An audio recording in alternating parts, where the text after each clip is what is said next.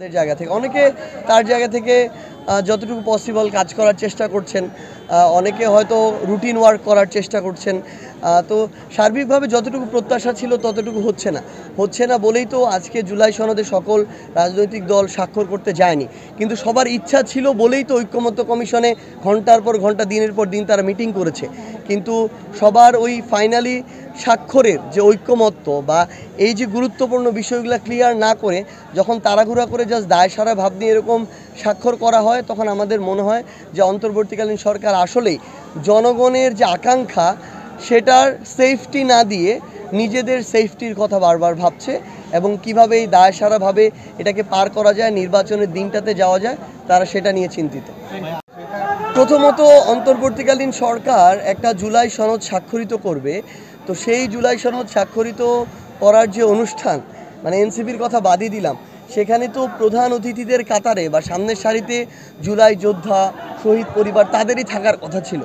কিন্তু আমরা দেখলাম এটা রাজনৈতিক দলের একটা চুক্তির মতো, যেমন মিলন মেলা হয় ওই রকম মিলন মেলা বানানো হয়েছে।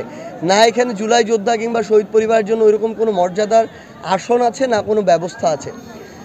এমন একটা পরিস্থিতিতে এটা যদি তাদের নিজেদের ক্ষোভ তৈরি হয়, ওই ক্ষোভের বহিঃপ্রকাশ আমাদের মনে হচ্ছে সেখানে দেখিয়েছে। কিন্তু এটাকেও অন্তর্বর্তীকালীন সরকার প্রশাসনের মাধ্যমে হোক বলেন আর নিজেরাই বলেন অন্যভাবে ডিল করতে পারতো। কিন্তু তারা যেভাবে সেখানে লাঠি চার্জ করেছে, টিয়ার শেল ছুঁড়েছে, রাবার বুলেট ছুঁড়েছে, এগুলো আসলে খুবই অপ্রত্যাশিত এবং দুঃখজনক। এবং এই কালচারগুলো আমাদের যারা জুলাইয়ের যোদ্ধা ছিল তাদের সাথে কোনোভাবে মেনে নেওয়া যায় না। তো এর জবাব কিভাবে অন্তর্বর্তীকালীন সরকার দিবে এবং এই দায় কিভাবে তারা নিবে, এই প্রশ্নের উত্তর তাদের থেকে নেওয়া উচিত।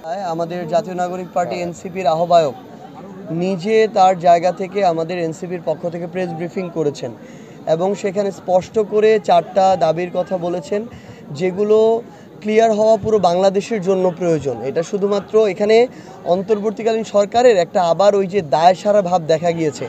আমরা সেফ এক্সিট মানে যে দেশ ছেড়ে পালাতে হবে এরকম না। এখানে যে সেফ এক্সিটটা দেখা গিয়েছে যে কোনো মতে জুলাই সনদ নামকাওয়াস্তে স্বাক্ষর করে নির্বাচনের দিকে যেতে পারলে হইল। এদের সংস্কার হোক আর না হোক, জুলাই সনদের আইনি ভিত্তি থাকুক আর না থাকুক, পরবর্তীতে নির্বাচিত সরকারে সেটা বাস্তবায়ন করুক আর না করুক, তাদের কাজ কোনো মতে স্বাক্ষরটা করে যেতে পারলে হইল।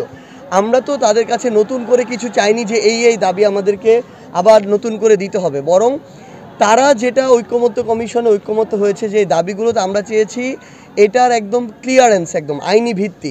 যেমন দেখেন এখানে আমরা আমাদের জায়গা থেকে বলেছিলাম যে বিএনপি তাদের জায়গা থেকে কিন্তু বেশ কিছু গুরুত্বপূর্ণ জায়গায় 6-7টা জায়গায় নোট অফ ডিসেন্ট দিয়ে রেখেছে। এগুলো এতটাই গুরুত্বপূর্ণ যে যেগুলোতে দেয়নি এরকম 50টা না হয়ে এরকম 5টা হওয়া বেশি প্রয়োজনীয়। সো এইটা তো সরকারকে, এই অন্তর্বর্তীকালীন সরকারকে ক্লিয়ার করতে হবে যে গণভোটে যদি জুলাই সনদের পক্ষে রায় যায় তাহলে ওই নোট অফ ডিসেন্টগুলোর কার্যকারিতা থাকবে কি না। তখন তো এটা থাকার প্রশ্ন আসে না। ধরেন কোনো একটা দল ক্ষমতায় এসে তখন যদি বলে যে এই বিষয়ে আমাদের নোট অফ ডিসেন্ট ছিল, আমরা এগুলো বাস্তবায়ন করব না, সেক্ষেত্রে অবস্থানটা কি হবে, আইনি ভিত্তিটা কী হবে, ব্যবস্থাটা কী হবে, এগুলোর কোনো কিছু ক্লিয়ার করা হয় নাই। তো এই গুরুত্বপূর্ণ জায়গাটা যখন ক্লিয়ার করা হবে না, এবং এটা আসলে এই সনদটা আমরা আমাদের জায়গা থেকে চেয়েছি যে প্রধান উপদেষ্টা এটার আদেশটা জারি করবেন।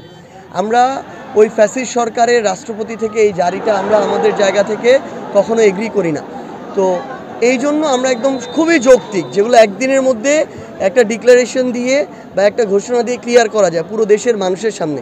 কিন্তু সেখানে আমাদের মনে হলো অন্তর্বর্তীকালীন সরকার কালকে সকাল থেকে রাত পর্যন্ত প্রায় 12 ঘন্টাতে কোনো রেসপন্স করেন নাই। তো আমরা আমাদের জায়গা থেকে একদম স্পষ্ট অবস্থান জানিয়েছি। আমাদের আহ্বায়ক আগেই বলেছিলেন যে আমরা অনেক ছাড় দিয়ে এসেছি 5ই আগস্টের পর থেকে, ঘোষণাপত্রও ছাড় দিয়েছি। কিন্তু দেখেন ওই ঘোষণাপত্র কি নামকাওয়াস্তে একটা রিটেন পেপার হয়ে বসে আছে, কোনো কার্যকারিতা আমরা দেখছি না আমাদের জায়গা থেকে।